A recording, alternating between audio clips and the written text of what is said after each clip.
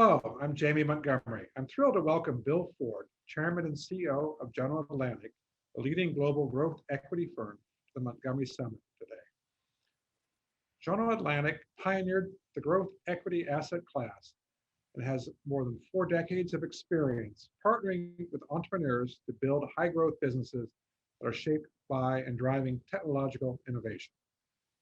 Today, the firm has more than 53 billion assets under management, a portfolio of more than 130 companies spanning the United States, Latin America, Europe, the Middle East, India, Southeast Asia, and China. Across consumer, fintech, health sciences, healthcare, and technology sectors. Bill has been with the firm for almost 30 years. Under his leadership, General Atlantic has expanded its global presence, increased its capital base, and deepened its capability set. On a personal note, I've known Bill for almost 20 years, meeting in Rome in the summer of 2002. Today, we'll touch on a variety of topics: the impact of COVID-19 on the current investing environment, life sciences innovation, where General Atlantic entered with a real success in the last year or so, the IPO renaissance, and what we should be optimistic about in 2021 and going forward. Bill, again, thank you for joining us today. Jamie, thank you for having me. It's great to be back at the Montgomery Summit, and albeit virtually. And can't believe it's been 30 years and 20 years since we met. So anyway, this is it's so delightful to be here. Well, for many of us in the investing world, we look up to General Atlantic as the most class act in the industry, and you've set a lot of great examples over the years. We'll just only have time to touch on a few of those today, Bill. But I was so impressed with the annual meeting this year and the progress of your team and the energy and direction. It's almost like you came out of COVID with a full head of steam. But COVID and the pandemic has caused tectonic shifts across all facets of life, in individuals, communities, societies, altering business and investing landscape. So tell us a little bit about how the portfolio performed in 2020, and how did you help, as you always do, your entrepreneurs and companies navigate the crisis? Well, let me break that question down, Jamie, into two parts. Let's start with how we reacted in March when we first really came to grips that the pandemic was going to be with us for a while and have a pretty significant impact. And then we can talk about how the portfolio developed. I mean, the first thing we did was introduce a theme in mid-March that I called defense before offense. And that really, having been through 2 or 3 crises before, it really meant that let's make sure our companies are well capitalized to get through a severe economic downturn. And it ended up being less severe than many of us thought, and many of our companies prospered because they were leveraged towards the digital economy. But at that moment, the thought was companies are going to have a severe impact on their business operations, their financial performance, and potentially need capital. So we started with that, and we triaged the portfolio, and we recognized some of our consumer companies in the restaurant space and other consumer services area were going to be negatively impacted. So we played defense, and then the thought was, as soon as we've really addressed the portfolio and made sure it's capitalized to withstand a storm, let's pivot to offense and basically get capital behind our best companies. And to your point about value add, really start to help them capitalize on the move to digital and the move to online. And I guess the biggest theme I would say about what happened was, we basically accelerated the whole transition to a digital economy and towards online, and that benefited many of our companies. And for those where it didn't, we said we really need to help them, accelerate their transition to digital. Well, so how has it impacted your investment strategy going forward? I mean, are there certain things that you now look for in a company that perhaps you weren't paying as close attention to before, or any lessons learned from an investing strategy? Well, I guess I'd say 2 things that I took away from it. One is that really for any company, whether it's an online or offline business, any business, is to insist that they have a robust digital strategy. And mean, take, for example, our Torchy's Taco investment, which is a restaurant chain in Texas and the Southwest. It's a traditional restaurant. Consumers come to the store, they go to their tacos and leave. Well, obviously the business more or less shut down with COVID, but very quickly we introduced online ordering, online pickup, online delivery with a relationship with DoorDash, and really developed and implemented a digital strategy where today about 20-25% of the business is already digital. And it made us realize that we need to insist that all of our companies, whether they're a tech company or not, have a robust digital strategy in place. And so that was a big learning. And the second is, and this is something I know March has done, we said, let's get even more digital in our approach to investing. And what do I mean by that? If you look across all of our sectors, and you mentioned our 5 sectors, tech, healthcare, consumer, life sciences, and financial services. But actually, in all the non-tech areas, most of what we're doing is technology enabled. And in fact, 90% of our investments in 2020 were digital in nature somehow, whether it was a financial services payments company like the one we're invested in together in India. And we went back and we said, even for our non-tech sectors, let's push ourselves to really develop themes and prospect around more digital companies and let's say traditional financial services, for example. And that was a real change, I think, from where we were, a year and a half ago.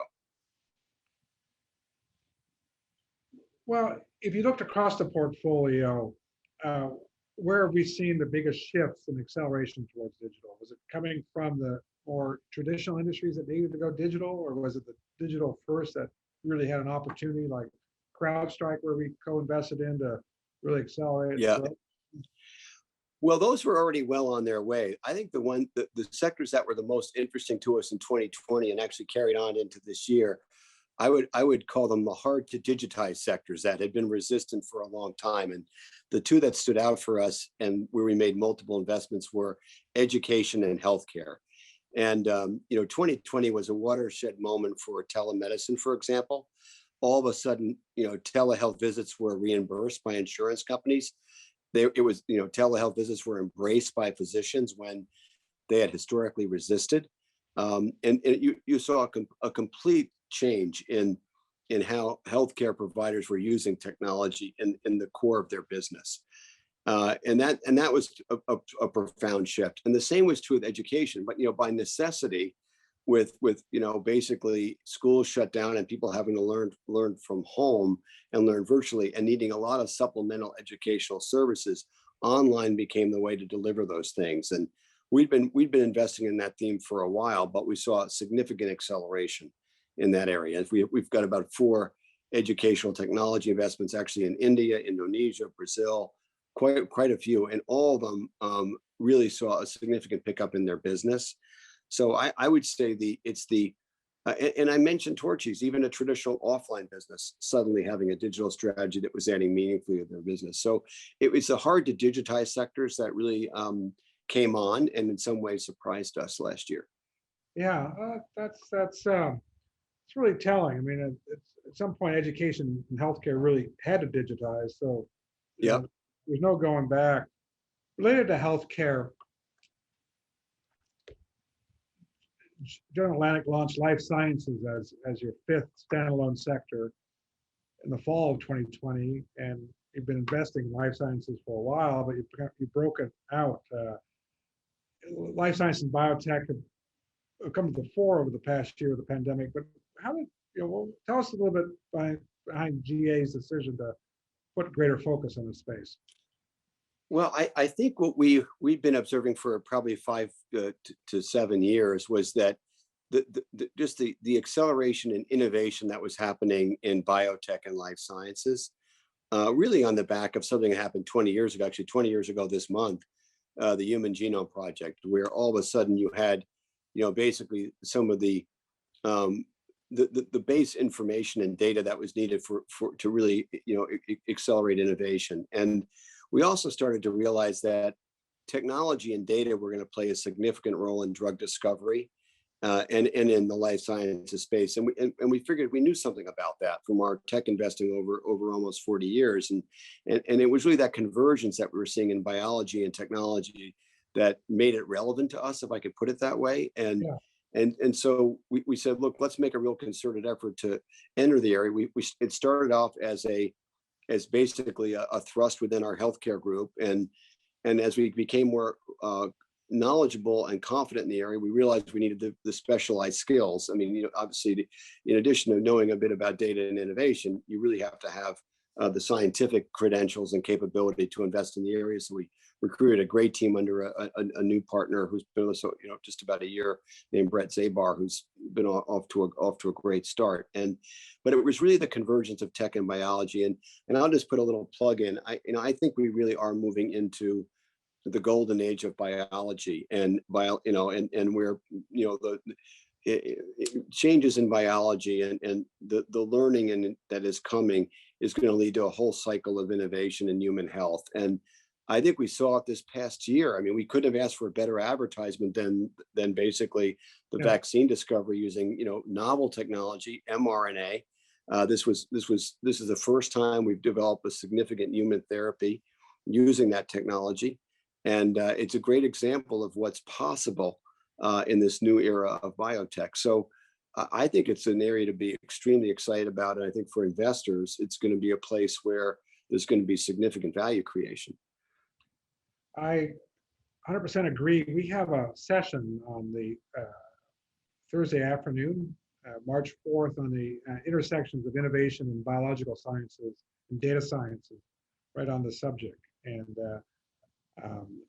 looking at MMRA and RNA and genomic sequencing, and it will be a golden age, and we're just happy. Well, you and I, unfortunately, I can say, Jamie, are old enough to know that the first wave of biotech was really basically the last innings of chemistry, where chemistry was really the driver of innovation in life sciences. And really, 10, 20 years ago, you had this significant shift where all the innovation shifted to biology, molecular biology, cellular biology, and proteomics. And that was a big change. And we're in the very early innings of that. We were in the late innings of chemistry, 20 years back. Now we're in the beginning innings of biology. So it's an area to pay a lot of attention to. The risk profile is very different than it was in the last era. And so I'm glad you're covering it later in the week. Yeah.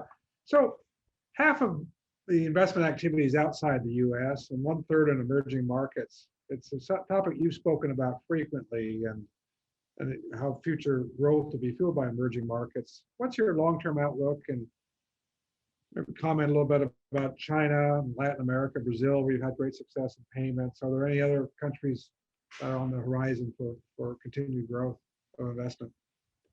Yeah, I think the thing that's gotten us so excited about investing outside the United States and emerging markets has been really the globalization of entrepreneurship. And I know when I started General Atlantic 30 years ago, venture capital and most of the entrepreneurial activity that was happening in the US. And they were small pockets of it outside the US, but it was really here, and a lot of it in California, and Northern and Southern California, and Boston too. But really, since that time, it's globalized. I mean, you take the top 10 unicorns last year, 6 in the United States, 1 in India, 3 in China, just by one measure. And if you look at venture capital activity, it's pretty well distributed now between the US, Asia, and Europe.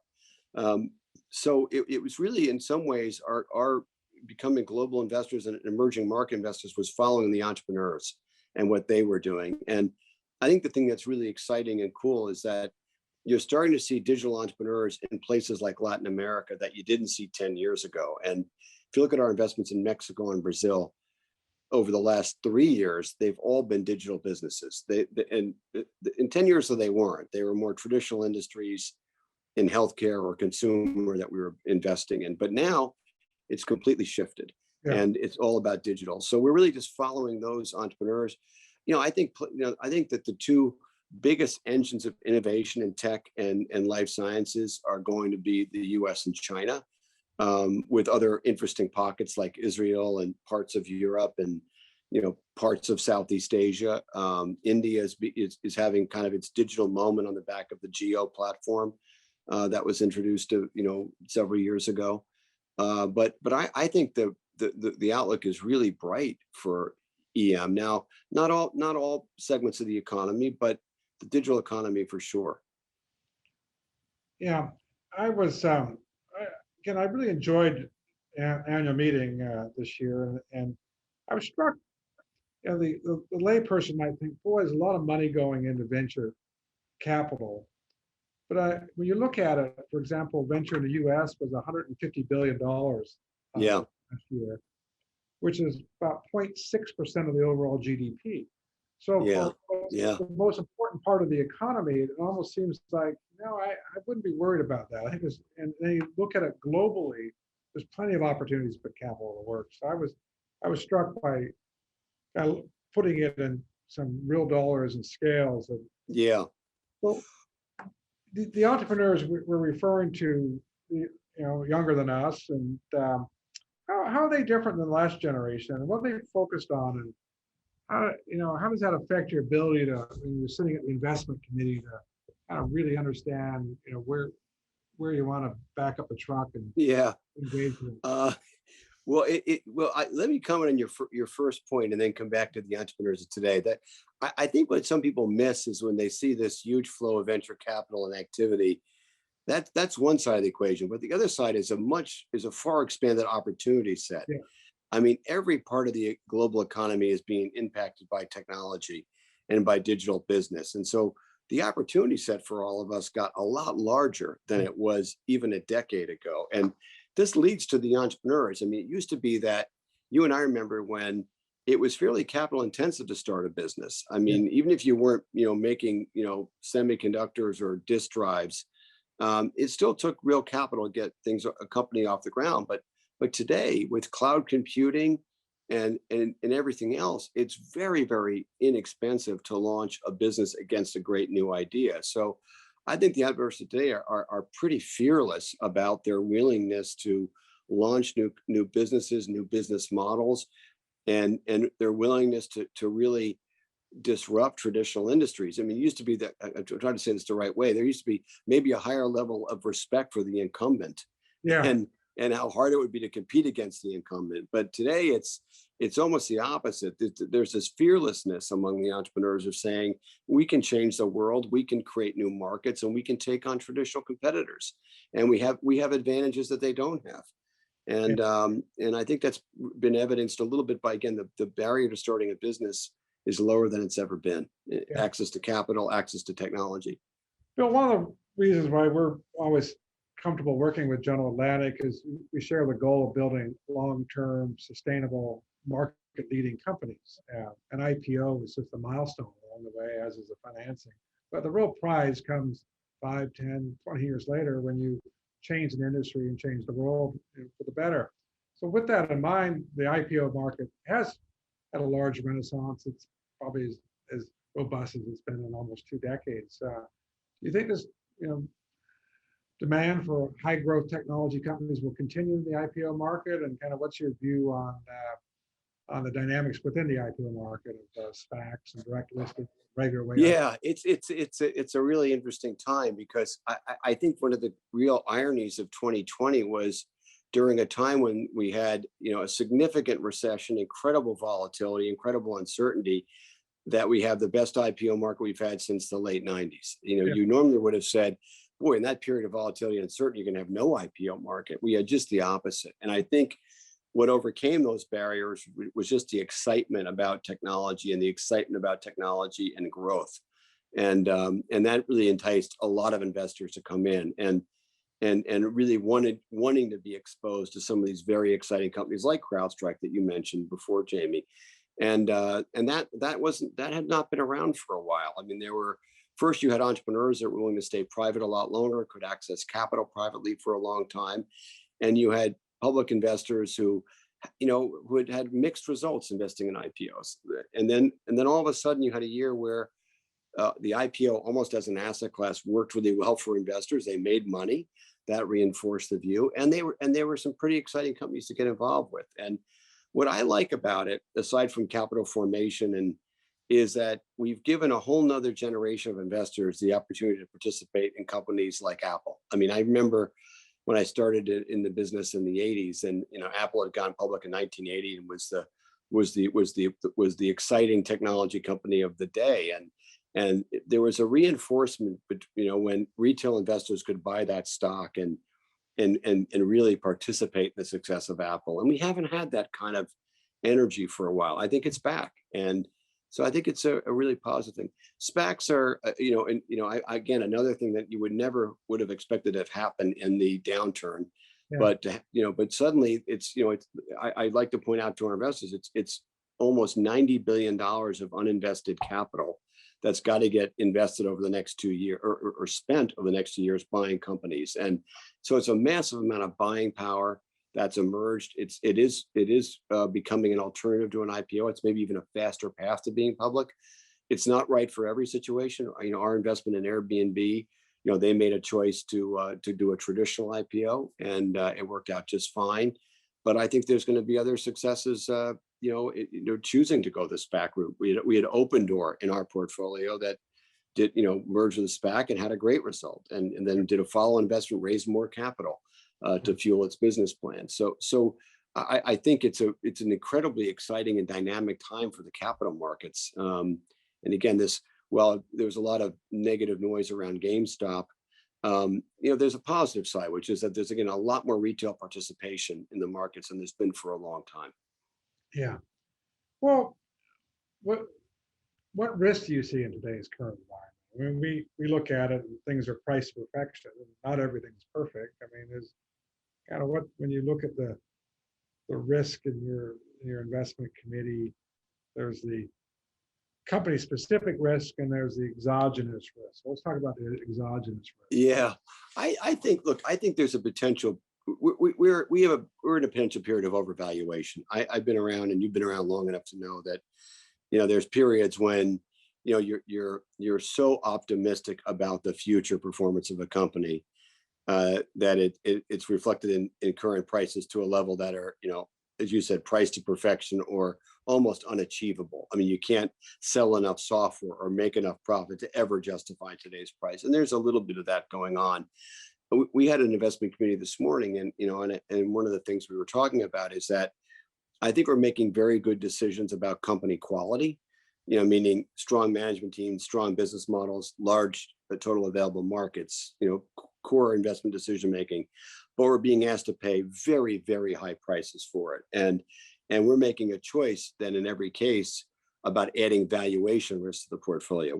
I don't think we're adding much business risk because we're finding good companies, exciting companies, and we're finding very exciting entrepreneurs, but we're being asked to pay a price that is clearly higher than we've had to pay relative to growth for a long time.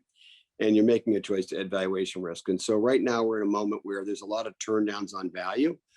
There's some frustrated people at General Atlantic who would like to get some of those deals done. And but I think we have to be, remain disciplined because these things do correct. Find a way of correcting themselves over time. Yeah, the R squared for a lot of the software companies, biotech, is always about growth rates and relative to the price earnings or price to revenue, and it's probably doubled in the last couple of years. And and I know together we've been able to invest in a fraction in the private companies and take advantage of when they go public. But it's that gap is certainly narrowing. The private investors would like to see a closer valuation to these fairly inflated public valuations. So it's hard. It's very hard. I mean, I would say a couple of crazy comments.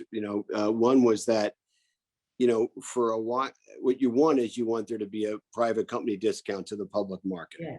And we had a period about 12 to 24 months ago where there was so much interest in private companies that private company values were actually higher than public company values. And I think you and I would have said, well, the public company values look rational. I'm being asked to pay above that.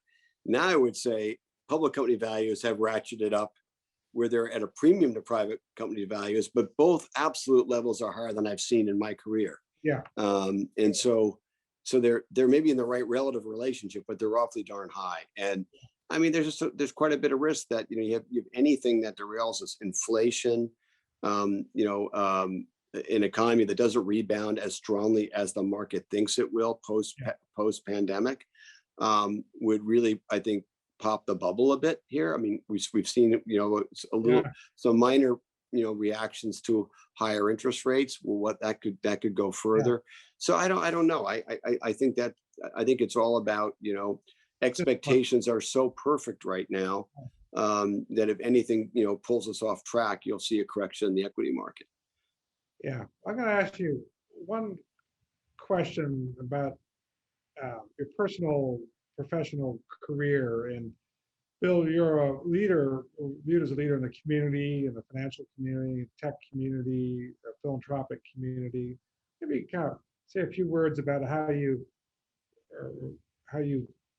integrated your your life in those communities with the with GA, and as you built up this global leading investment platform, and how the two well, I know you do a lot of it too, Jamie, but I'll say I feel like I just got lucky because the founding investor in General Atlantic, Chuck Feeney, was all about philanthropy, and committed virtually all of his wealth to philanthropy even during his lifetime, and encouraged all of us to be very philanthropic, not just with our money but with our time. And it led to a culture of the firm where people get involved in not-for-profit and community activities fairly early on in their career, and it's sort of encouraged and supported. And I think some of my richest experiences and most satisfying have been really making contributions to Rockefeller University, Memorial Sloan Kettering, Tsinghua University in China.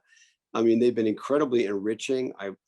New dimensions of learning, new relationships and friendships, and and a great feeling about giving back, both financially and personally. And that intersected really ends up really intersecting well with business anyway. Right. In fact, Mark Teslie Levine, my friend who's the head of Stanford, when he was the head of Rockefeller University, he was the one who opened my eyes to what he called the golden age of biology that was upon us. This is about 12 years ago. And so you can't even anticipate how these things reinforce one another and enrich your life. So I would just encourage everybody, don't wait till you're quote retired to get involved in impacting the world we live in a positive way, because it's incredibly satisfying and incredibly fun. So thank you for those comments, and 100% agree. And for those who are joining us today, Bill is a tremendous role model for his ethical standards in business, his leadership in the community, and his great leadership of General Atlantic. Bill, thank you for joining us today, and it's always a pleasure to spend time. Well, thank you, Jamie, for inviting me. It's great to be with a great long-term friend and to speak at the conference, and I hope you have a great week. Thank you, Bill. Appreciate it. Great. Thank you.